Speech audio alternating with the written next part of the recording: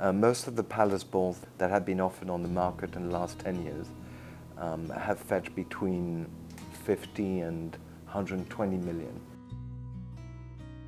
Of this particular design, these stem balls, there are only 3 other examples known. These dragons on the very softly shaded ground of waves, well, there's something that you never see before or ever after the宣德period.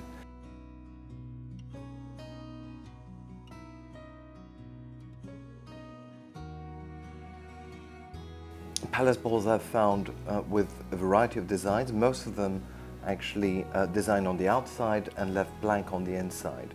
So this particular type here, which is among the rarest and most elegant designs, is among the most sought after, with a sort of matching scroll on the inside and outside.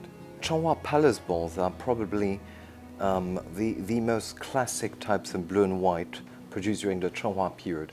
They were produced during the 1480s, which is the peak period of the Changhua porcelain production in Jingdezhen, and they were made in a dozen or so different designs. Whereas you have in the Yongle and宣德period a sort of tendency to fill in the white porcelain, there's actually quite a lot of liberty leaving the porcelain white on Changhua porcelain. One of the great characteristics of Changhua period porcelain, particularly at its peak in the 1480s, is that very, very soft, watery cobalt blue, which is a break from earlier 15th century cobalt, which was imported and very strong and punchy. The one that we have here, which is a design of daylilies, is among the very rarest, and there are only about 3 such balls known.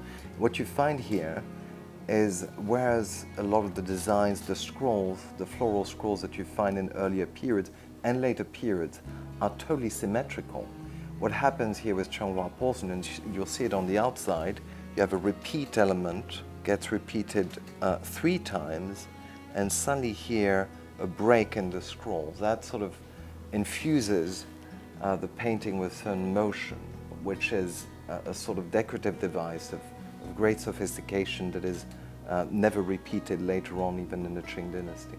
This particular bowl has spent the last 15 years in the collection of Hong Kong tycoon Alan Zhuang. It came at the time it was acquired from a Japanese collection, but it's never been offered in the public market.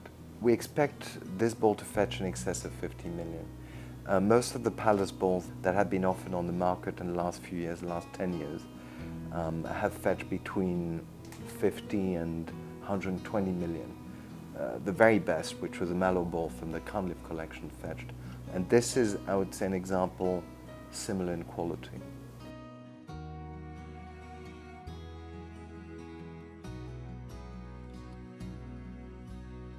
This is one of the finest宣德pieces ever to come to the market, and it's in its conception and in its craftsmanship very typically宣德.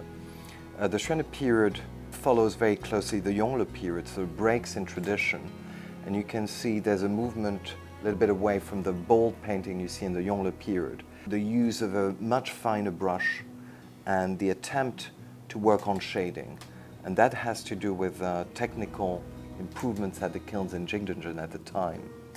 And so this attempt to paint a subject like these dragons on the very softly shaded ground of waves, for example, is something that you never see before or ever after the宣德period. The dragon is a design that you find quite a lot on imperial porcelain since the early 15th century as a symbol of the emperor. You'll see here the sort of 5-clawed dragon that is typically the most favored symbol of the emperor.